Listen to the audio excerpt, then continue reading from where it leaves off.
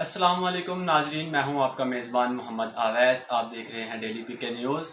नाजरीन, आज हमारे साथ मौजूद है सीनियर सहाफ़ी मोहम्मद इरफान साहब। आज हम बात करेंगे तारिक जमील के बेटे की जो डेथ हुई है उसके बारे में हम बात करेंगे। अस्सलाम वालेकुम। वालेकुम अस्सलाम। सर, कैसे हैं आप? अल्लाह का शुक्र है। सर, एक सोशल मीडिया पे वीडियो बहुत वायरल है, तारिक जमील साहब के बेटे की डेथ हुई है। लोग कुछ कह रहे हैं कि खुदकुशी की है, कुछ कह रहे हैं कत्ल हुआ है। क्या इसके बारे में आपकी क्या राय है? क्या हो? अच्छा देखें जी, अभी तक तो पहली बात तो ये है कि उनकी डेथ वाकई हुई है।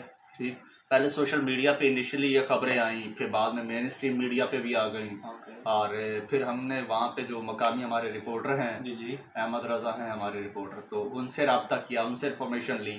फिर अभी करंटली मेरा कांटेक्ट हुआ है वहाँ पे राबिया से, तो राबिया से इन्फॉर्मेशन ली है।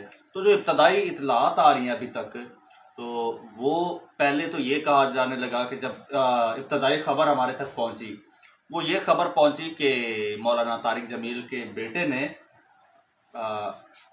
खुदकुशी नहीं की। नहीं, पहले खबर ये आई कि उसे गोली मार के कत्ल कर दिया गया है। कर दिया गया अपने ही इलाके में, वो मियाँ चन्नू का शहर है तलुम्बा। ठीक है, वो तलुम्बा के रहायशी हैं। तो वहाँ तलुम्बा में उनको शायद घर से जाते हुए या कहीं आते जाते हुए उन्हें नामालूम अफराद ने फायरिंग करके हलाक कर दिया। अच्छा, इनिशियल रिपोर्ट हमारे पास ये आई। ठीक, इनिशियली हमने भी ये रिपोर्ट किया। उसके बाद साथ ही ये कुछ इस तरह से खबरें गर्दिश करने लगी कि उसने खुदकुशी कर ली है, लेकिन चूंकि इसकी तस्दीक नहीं हो पा रही थी, तो किसी चैनल पे भी ऐसी खबर नहीं आई, तो हमने भी कोई ऐसी खबर नहीं ब्रेक की। तो कुछ देर बाद जो है वो फिर जो आरपीओ मुल्तान है उनका बयान आया। उन्होंने कहा कि जी जो मौलाना तारिक जमील साहब के साहबजादे हैं, उनके कज़न ने ये तस्दीक किया, उनके कज़न ने ये कंफर्म किया है कि कत्ल नहीं हुआ, उसने खुदकुशी की है। और खुदकुशी की कैसे है, वो जनाब कहते हैं कि जी वो कोई अपना नफ्सियाती मरीज था, पहले से ज़ेरे इलाज था। ठीक, कुछ नफ्सियाती मसाइल से वो गुजर रहा था, और वो उस वक्त जिम में था, जिम में वर्कआउट कर रहा था, और वर्कआउट के दौरान कुछ डिप्रेशन था, क्या था, उसने गार्ड से गन ली है। जिम में गार्ड से गन ली है और खुद को गोली मार। तो ये वारदात जिम के अंदर हुई है? जिम, यही इतलात आ रही है, जिम के अंदर हुई है। अब इसमें दो चीज़ें हैं। जो एक तस्वीर हमारे पास आ रही है, हमारे सामने आ रही है, अभी मैं दिखा भी देता हूँ, आपको भी दिखाता हूँ और अपने नाजरीन को, आपके नाजरीन को भी दिखाता हूँ मैं। उस तस्वीर के मुताबिक ये देखिए, ये तस्वीर देख रहे हैं जी जी नाज़रीन, ये आप भी ये तस्वीर देखिए, ये और से देखिए तस्वीर में। अच्छा, एक यहाँ से ब्लीडिंग हो रही है, कान से, जी जी, और ये सीने पे भी। ठीक है, ये गोली का निशान, नाक पे भी। हाँ, ये यहाँ से ये खून गया ना। हाँ, ज़ाहिर यहाँ से कान से गोली लगी तो यहाँ पे निकल आए, दूसरी सीने पे में गोली। ठीक, अच्छा, ये कहा जा रहा है खुदकुशी की है। ठीक, लेकिन खुदकुशी मेरा यहाँ पे एक सवाल है वैसे साहब, क्या? आप भी समझदार हैं, हमारे नाजरीन भी पहले ही और से देखें इसको, तस्वीर को। अगर एक बंदा खुद को गोली मार ले, सीने पे गोली मारे, तो क्या वो उसके बाद उसकी इतनी हिम्मत होगी कि वो दोबारा नहीं करे, कान पे गोली मारे? नहीं हो या पहले कान पे गोली मारे और फिर इतना उसके पास वक्त होगा कि वो सीने पे गोली मार ले?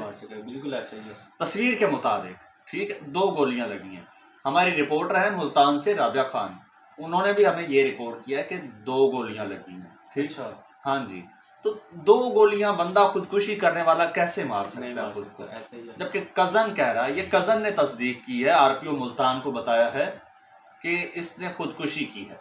तो अभी तक जो है ये मुअम्मा ही है, अभी तक ये मुअम्मा हल नहीं हो सका। तो ये तारिक जमील साहब ने एक और बात की है कि हम पोस्टमार्टम नहीं करवाना चाहते, इसके बारे में आप? हाँ, बिल्कुल बिल्कुल बिल्कुल बिल्कुल।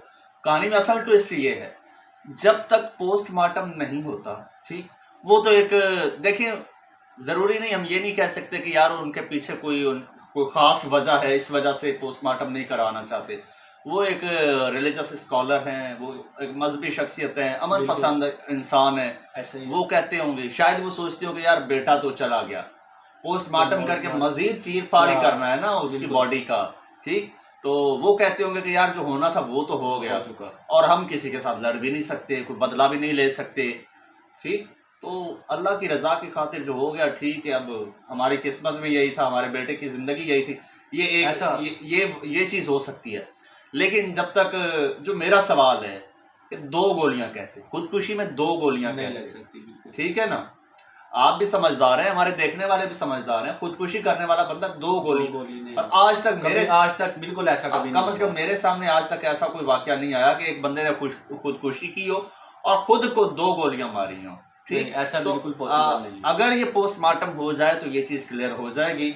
अदरवाइज अगर ये पोस्टमार्टम नहीं होता तो ये अगर कत्ल भी हुआ है या खुदकुशी की है तो ये वो वैसे ही मुअम्मा बन जाएगा। जैसे आपको याद होगा मौलाना समीउल हक जो कि जमीयत उलमा इस्लाम सीन के रहनुमा थे, जी जी। उनका भी मर्डर हुआ था, लेकिन उनकी फैमिली ने भी जो है वो पोस्टमार्टम नहीं करवाया था, वो आज तक मुअम्मा ही है।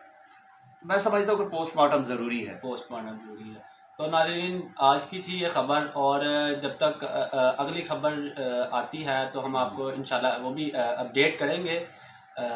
इसी के साथ नाज़रीन हमें इजाज़त दीजिए, अपना ख्याल रखिएगा। अल्लाह हाफ़िज़।